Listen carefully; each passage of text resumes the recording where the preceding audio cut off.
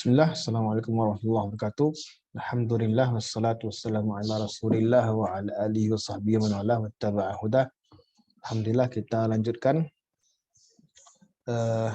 tema obrolan sore kita, yaitu membahas sebuah autobiografi daripada ulama Minang, yaitu Syekh Ahmad Al-Khatib Al-Minangkabawi. Sebuah karya beliau yang beliau tulis sebelum wafat beliau. Jadi ini termasuk min awakhir mu'allafatihi rahimahullah, termasuk akhir daripada karya beliau dari sekian banyak karya yang beliau tulis. Nah, kita pasti banyak mendapatkan fawaid ya, informasi-informasi terkait dengan sosial ya, terkait dengan cara beliau, metode beliau dalam mendidik anaknya, metode beliau dalam belajar, metode beliau, sehingga kita bisa mendapatkan banyak manfaat, terutama bagi yang sedang belajar. Karena di sini beliau menceritakan bagaimana perjalanan beliau dari belajar hingga menjadi kiblat ilmu di Masjidil Haram. Maka mari kita lanjutkan pembacaan kita terhadap buku Al-Qaulul Tahif fi Tarjamati Tarikhi Hayati Syekh Ahmad Al-Khatib Al-Minangkabawi bin Abdul Latif. Semoga ini bisa menggugah jiwa kita untuk semakin semangat dalam belajar dan bermanfaat bagi banyak umat. Kemarin kita terakhir sampai pada mukaddimah beliau, dan kita masih mukaddimah, belum masuk kepada inti daripada tulisan beliau itu. Mari kita buka lagi bukunya. Baik, nih kita kemarin sampai di sini. Beliau kemukakan latar belakang beliau menulis itu, dan beliau juga sampai alasannya. Jadi menulis biografi itu bukanlah sebuah hal yang asing bagi di kalangan tokoh dan para ulama begitu, karena itu sebagai motivasi bagi para generasi kemudian, menjadi ibrah bagi orang-orang yang datang kemudian, sehingga rata-rata kalau kita lihat para ulama sejarah menulis buku, menulis autobiografi dalam kerangka itu semua. Nah, boleh sampaikan itu merupakan ya adat ulama as-salihin ya, tradisi ulama yang saleh ya, menuliskan sejarah hidup mereka ya, ta'rifan lahu bihalihim bil mutaakhirin ya, mengenalkan diri mereka kepada generasi berikutnya. Karena tradisi generasi itu salah diantaranya adalah adabnya selalu at-tarahum ala al-qudama. Seorang ulama sufi mengatakan ya, wai haqaumin ya, akhadhu minna wa lam yatarahamu alaina ya, celakalah sebuah kaum ya, sebuah generasi ya, mereka mengambil manfaat dari ilmu kami tapi tidak mendoakan rahmat untuk kami gitu. Maka itu dalam rangka tadi ya, dalam rangka mengenalkan diri mereka pada generasi setelahnya, agar memudahkan para generasi setelahnya mendoakan para pendahulunya.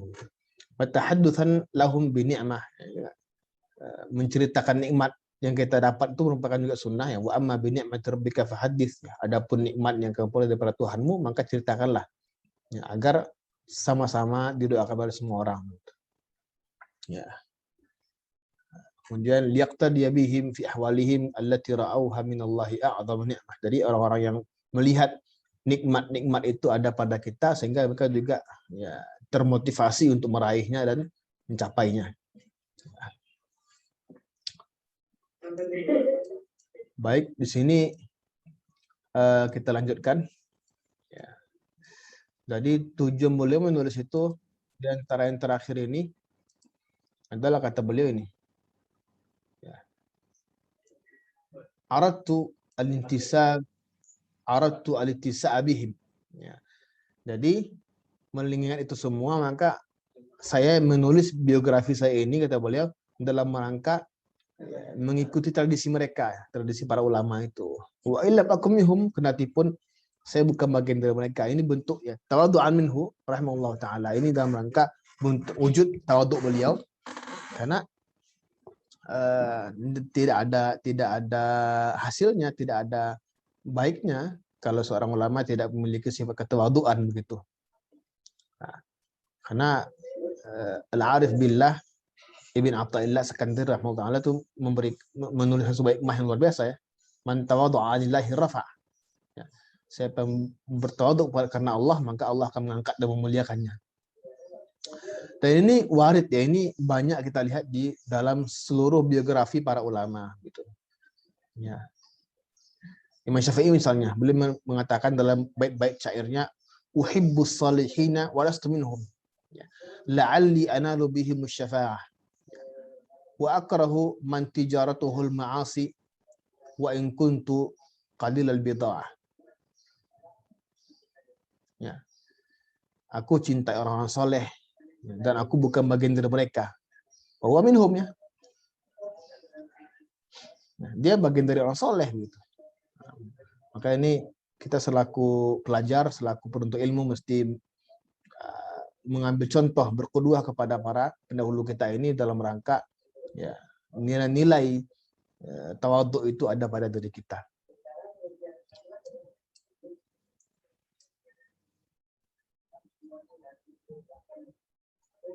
Sebentar.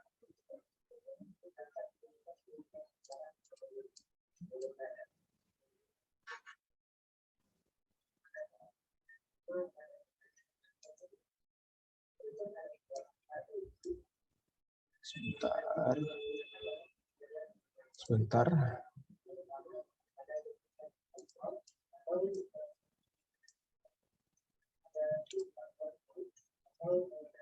Sebentar kita dulu. Raja'ah nih. Beliau raja'a an yunazzimani Allahu fi silkihim. Ya. Dengan harapan ya, semoga Allah memasukkan diriku termasuk kepada barisan mereka, golongan mereka. Jadi doa untuk berkumpul dengan orang-orang soleh itu merupakan sebuah cita-cita yang luar biasa begitu. Ya, hendaknya kita dikumpulkan dengan orang soleh, dibagi orang soleh, para anbiya, ya, syuhada was salihin. Karena hidup bersama orang soleh itu sebuah kenikmatan. Ya. Kemudian beliau ceritakan, sebentar.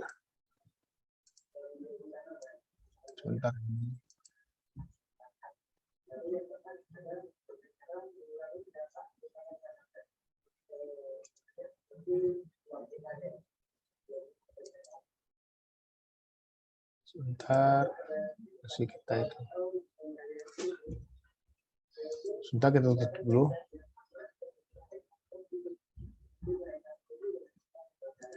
Baik, dari kita buka lagi sebentar. Ya.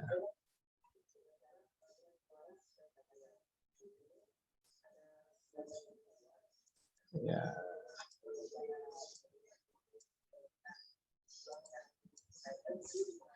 Baik, kita lihat.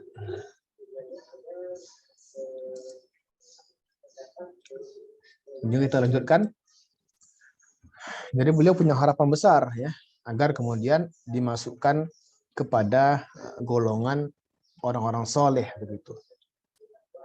Ya. Dan memang juga perintah Allah, kita di dunia ini memang harus bersama orang-orang soleh ya. Ya ayyuhalladzina amanu taqullaha wa kunu ma'as shadiqin. Ya. Wahai orang beriman, kata Allah, hendaklah kamu bertakwa kepada Allah, kemudian hendaklah kamu bersama orang-orang soleh. Maka ini doa kita, semoga kita diwakili orang soleh. Kemudian fi katbi risalatin ubayyinuha, ya, tarikh hayati, ya. Jadi aku menulis ya dari risalah, aku menulis sebuah risalah. Jadi ini sebenarnya bukan buku, ini risalah itu karena ini enggak lebih daripada sampai 30 lembar ya. Jadi manuskrip ini sampai 30 lembar, 28 lembar lah. Jadi memang risalah ya.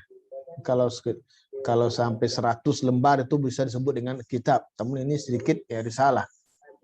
Ya, fikat bi risalatin ubayyinu fiha tarikh hayatihi.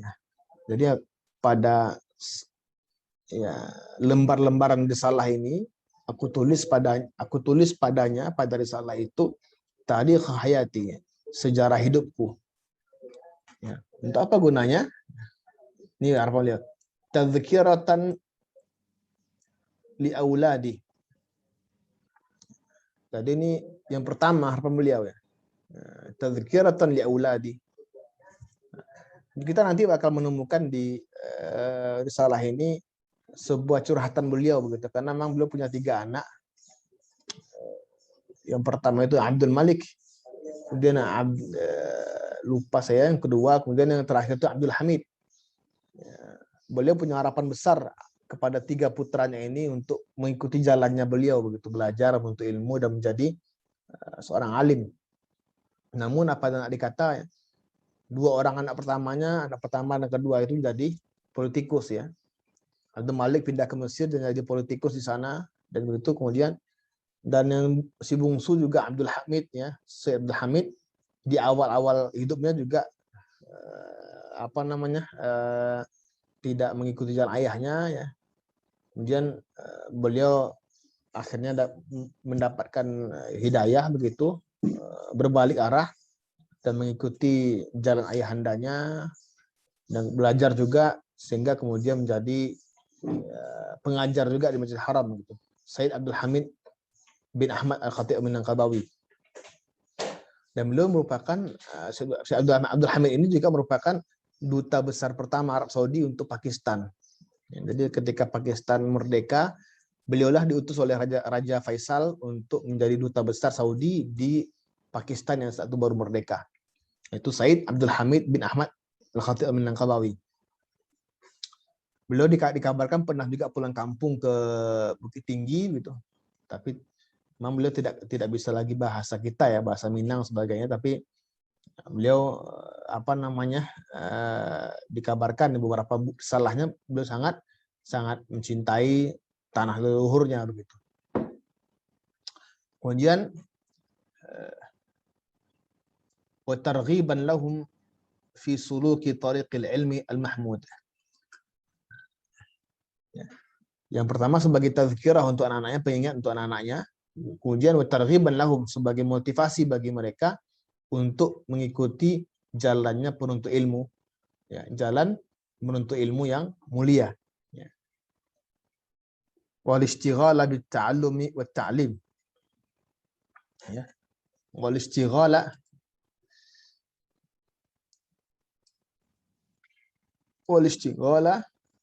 bit ta'allumi wat ta'lim. Ini harapan beliau nih. Jadi harapan beliau kepada anak beliau ini, ya, agar anak-anaknya mengikuti jalannya itu sibuk dengan belajar dan menjadi guru ya, belajar dan mengajar. Karena ini merupakan profesi atau bukan ya, sebuah hal yang sangat digemari oleh ayahandanya.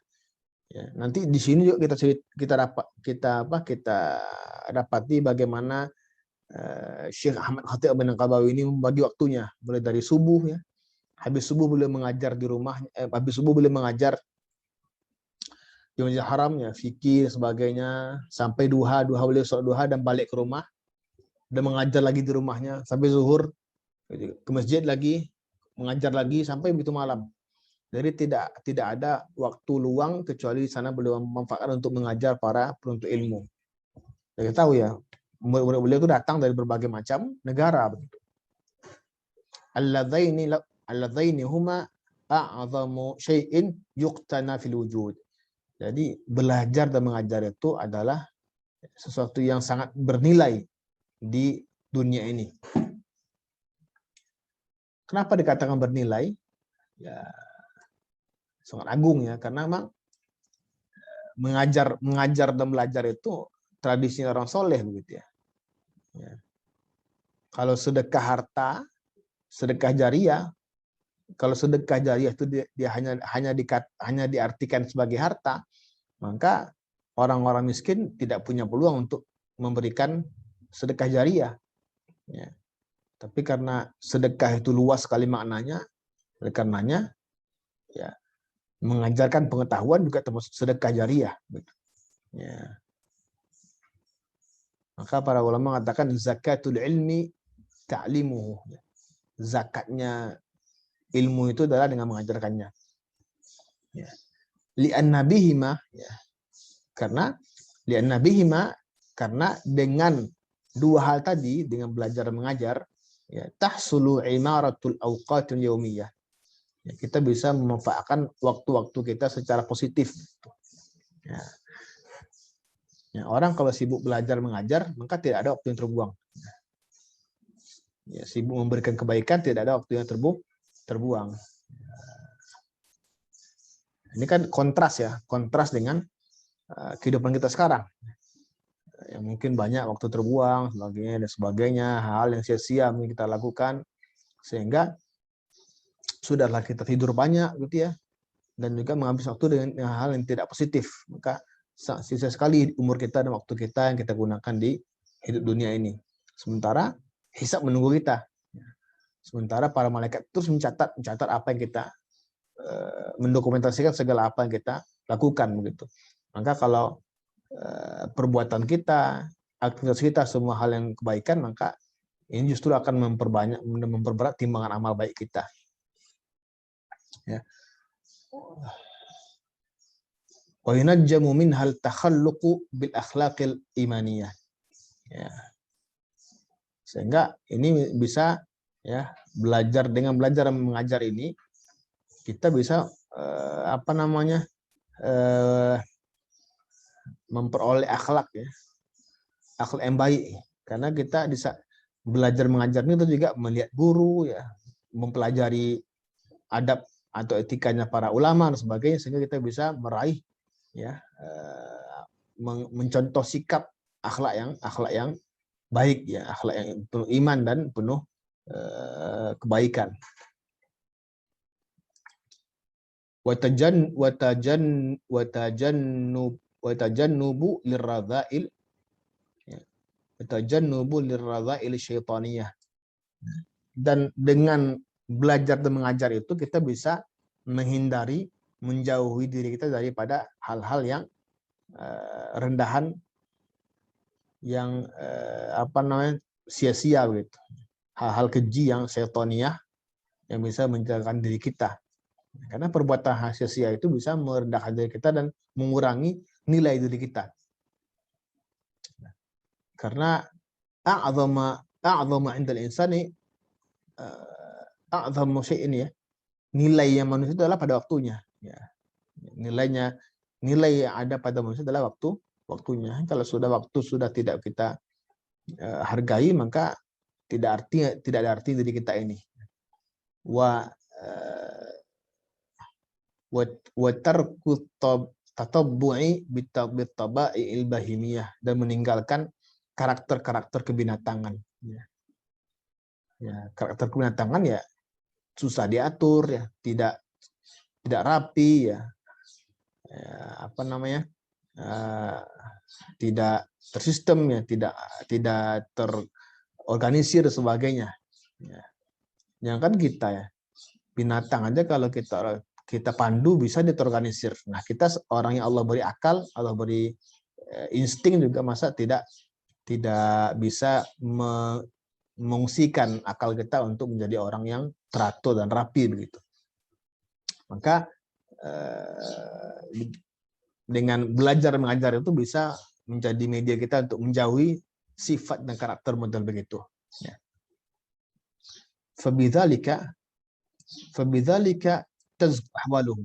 Ya, fabidzalika tazku ahwaluhu. Oleh karena dengan demikian dengan menyibukkan diri dengan belajar dan mengajar hal yang positif begitu, tazku ahwaluhu, kondisinya menjadi baik ya.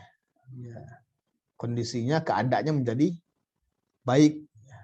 Wa yartaqi ila wajil kamali haluhu, dan naik kepada puncak kesempurnaan begitu. Fa inna min fadlillahi al-latif, ya. Dan termasuk karunia Allah yang maha lembut gitu. Lamma lazamtul ilma asyarif raqqani min hadidil jahl wal hawan. Jadi kata beliau termasuk karunia Allah ketika ketika saya Allah berikan kecenderungan untuk menuntut ilmu, ya, menuntut ilmu yang mulia. Di sini maksudnya yaitu ilmu syariah, ilmu fikih ya.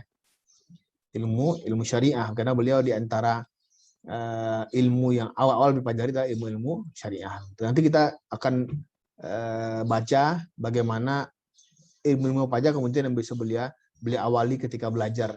Karena beliau tidak hanya luas dalam mentelaah ilmu syariah, tapi beliau juga ahli dalam ilmu falak ya.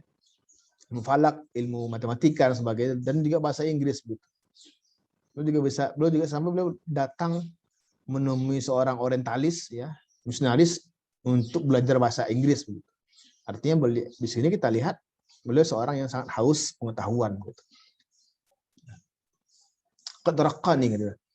Jadi dengan ilmu itu kata beliau qadraqani min hadhil jahl wal hawan. Dengan ilmu itu Allah mengangkat diriku dari rendahnya kebodohan dan kehinaan gitu. Ya, memang ilmu itu bisa memuliakan orang ya. Ya. Dalam Allah katakan dalam Al-Qur'an yarfa'illahu alladhina amanu walladzina utul ilma darajat. Allah mengangkat derajat orang berilmu lebih daripada orang beriman begitu. Ila awajjul ilmi wal irfan. Ya, dari rendahnya hinanya kebodohan dan kerendahan kepada puncak kemuliaan dan pengetahuan begitu. Kama ya'rifuhu man ittala ala ma satartuhu min ahwali. Sebagaimana orang akan mengetahui ya, hal yang kusampaikan ini bagi orang-orang yang membaca apa yang kutulis ya, kata beliau. Wa ma kana asli wa fasli, dan bagaimana karakterku dan karakter sifatku kata beliau. Wa ma marra alayya fi khilal zamani, dan masa-masa ya peristiwa yang beliau alami dalam kehidupan beliau kata beliau.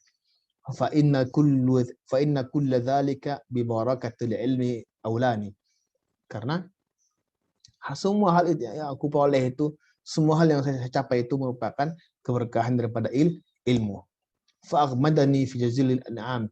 Dan Allah mengangkatku ya, Allah memuliakanku dengan kemuliaan yang banyak gitu ya. Allah liputi dengan berbagai macam anugerah dan kenikmatan begitu. Karena dengan hasil kerja kerasnya dalam menuntut ilmu. Wa sahala umuri fi kulli ayyam. Allah memudahkan segala urusanku setiap hari-hari yang kulewati begitu. Dan kita akan menemukan nanti banyak hal-hal yang menciptakan ini memang terbukti adanya begitu, tidak mengada-ngada. Nanti beliau juga akan ceritakan bagaimana beliau nanti dihina di Mekah ya, karena orang Jawi, orang Melayu begitu. Sampai-sampai mertua beliau itu juga menahan bulian orang Mekah saat itu. Karena mertua beliau merupakan tokoh sentral di Mekah, orang kaya begitu, juga orang soleh. Beberapa kolega mertuanya mengatakan, ya, kenapa sampai Anda wahai tuan Kurdi menikahkan putri Anda dengan pemuda Melayu yang miskin dan baru kemarin sore ngerti bahasa Arab begitu. Mertuanya menjawab dengan lugas begitu. Karena ada hal-hal yang mertuanya tertarik pada Syekh Khatib Al-Qabawi ini. Kemudian wasakhara man yakhdumuni man yaqumu bilawazimi ma'al mamnuniyah. Ya. Kemudian Allah juga di samping memudahkan urusanku kata beliau juga menyampaikan bahwa Allah memudahkan ya, mendatangkan orang-orang yang berkhidmat untuknya. Ya. Allah mendatangkan orang-orang untuk membantunya berkhidmat ya dan menuntut ilmu secara mulazamah dengan beliau. Jadi banyak di antara murid-murid beliau yang khususnya dari Nusantara ya, itu banyak sekali. Dan beliau ini Syekh Ahmad Khatib An-Naqabawi ini termasuk kata sastrawan ulama Suriah yaitu Syekh Ali At-Tantawi menceritakan bahwa Syekh Ahmad Khatib ini adalah Rijalun Nahdha al-Indonesia, tokoh kebangkitan hakiki dalam pergerakan Indonesia merdeka begitu. Karena semua murid beliau itu menjadi tokoh pergerakan kemerdekaan di tanah air ya. Sebut aja lah Kiai Haji Hasyim Asy'ari, ya, Kiai Haji Ahmad Dahlan, Syekh Injak Rasul di Bukit Tinggi ya, pendiri Perti ya. Ini Syekh Mustafa Hussein, pendiri Purba di Sumut, kemudian Syekh Hasan Maksum di Delhi. Itu memang murid-murid beliau yang kemudian mengemban ilmu beliau dan menyebarkannya di Indonesia dan menjadi sentral pergerakan kemerdekaan. Dari beliau kata Syekh Tantowi ada Ruwadun Nahdhah al-Indonesia, pelopor kebangkitan kemerdekaan Indonesia. Kemudian mahabbatan fil ilmi wa ahlihi. Jadi orang-orang yang datang kepada beliau berkhidmat dan bermulazamah kepada beliau itu karena cinta ilmu dan para ulama. Ya. Wa talaban lil ujuril ukhrawiyah, dan mengharapkan pahala dari Allah Subhanahu wa taala. Dan benar ya, menuntut ilmu itu bukan hanya sekedar dapatkan pengetahuan tapi juga berpahala. Karena Nabi juga bersabda, ya ta'allamu minal ilmi ma syi'tu an tata'allamu, ya pelajari ilmu itu sesuka kamu, kata Rasulullah, falan ya'jurakumullahu hatta ta'malu. Allah tidak akan mengganjar itu sebuah kebaikan sampai kita, kata Allah dan Nabi, mengamalkannya. Memang untuk ilmu itu juga di samping cinta dengan, tapi juga dia untuk sebagai cara kita untuk mendapatkan pahala dari Allah SWT. Ya. Kemudian walamma sata'a fajruha walaha, ketika selesai, mas ini ketika selesai beliau menulis salah ini, falamma sata'a fajruha walaha wa nada munadiha bihayya 'alal falah. Ketika selesai ini sepertinya isyarat bahwa beliau selesai menulis risalah ini pada waktu pagi ya. Walamma sata'a fajruha walaha, ketika fajar sudah menyingsing gitu. Wa nada munadiha bihayya 'alal falah, dan datanglah muazin yang memandangkan azan gitu. Samaituha bil qauli tahif, ya. Aku namakan, aku beri nama atau aku berjudul misalnya dengan bil qauli tahif fi bayani tarjamati tarikhi hayati Ahmad Al-Khatib bin Abdul Latif. Nah, ini dia. Aku beri nama misalnya dengan bil al-qaul tahif fi bayani tarjamati tarikhi hayati Ahmad Al-Khatib bin Abdul Latif. Fallahu arju an nanfa'a biha auladi wal aqariba wal ashab. Ya. Semoga Allah, ya, aku mohon kepada Allah, aku minta kepada Allah agar ya, risalah ini ya bermanfaat untuk anak-anakku, kata beliau, kerabatku dan para kolegaku, kata beliau. Wa man talaqqahu biqalbin salim minal ajanib wal ahbab. Dan siapapun yang membaca risalah ini ya dengan hati yang lapang begitu. Siapapun yang minal ajanib, orang-orang dan orang-orang yang mencintaiku, bijahin nabiyil karim. Ya. Tentunya dengan tawasul beliau dengan bijahin nabi al-karim, dengan jahnya Nabi Muhammad SAW. Dan ini biasa ya. Jadi ini tradisi para ulama begitu, selalu bertawasul dengan Rasulullah. Apapun doa-doa mereka selalu pasti sematkan dengan istilah bijahin nabiyil karim, ya, dengan jahnya, dengan kemuliaan, dengan keagungan Rasul kita Muhammad sallallahu alaihi wasallam. Wa alihi wa ashabihi, ya, ul ta'zim wa takrim, ya, dan juga para keluarganya, sahabatnya yang penuh kemuliaan dan keagungan gitu. Baik, sekian ini dulu, sampai di sini dulu pembacaan kita akan manuskrip daripada autobiografi Syekh Ahmad Al-Khatib Al-Minangkabawi ini semoga ya semakin membuat kita penasaran ya, apa aja isinya, apa aja banyak informasi-informasi terkait dengan teman-teman beliau ya. Kemudian ulama-ulama yang beliau juga semasa begitu, munazarah atau perdebatan yang terjadi antara beliau dengan para ulama Nusantara ya. Di antara perdebatan yang sangat-sangat yang sangat-sangat panjang terjadi, saking berbalas-balas surat begitu antara beliau dengan Mufti Jakarta, Mufti Betawi ya, Said Ahmad Utsman Al-Batawi, Habib ya, Utsman Al-Batawi itu di antara ulama-ulama Jawa yang beliau melakukan munazarah secara murasalah begitu, berkirim-kirim surat untuk banyak masalah fikih yang terjadi di Nusantara. Karena di situ kita juga bakal mendapatkan bahwa ternyata orang-orang Nusantara itu biasa menulis surat ke Mekah untuk meminta fatwa. Ya. Jadi meminta fatwa kepada ulama luar itu juga dari dulu sudah terjadi begitu. Syekh Khatib yang tinggal di Mekah begitu, itu menerima surat dari Jawa, dari Minangkabau, dari Aceh sebagainya, sehingga dari risalah-risalah itulah beliau tuliskan fatwa mereka, beberapa macam karakter fikih beliau ya. Beliau jawab dan sebagainya. Itulah bagi teman-teman yang meneliti nanti bagaimana fikih beliau, fatwa beliau, maka kita bisa melihat risalah-risalah beliau tentang menjawab surat-surat istifta daripada orang-orang yang tinggal di Nusantara saat itu. Saya kira demikian, semoga bisa bermanfaat. Assalamualaikum warahmatullahi wabarakatuh.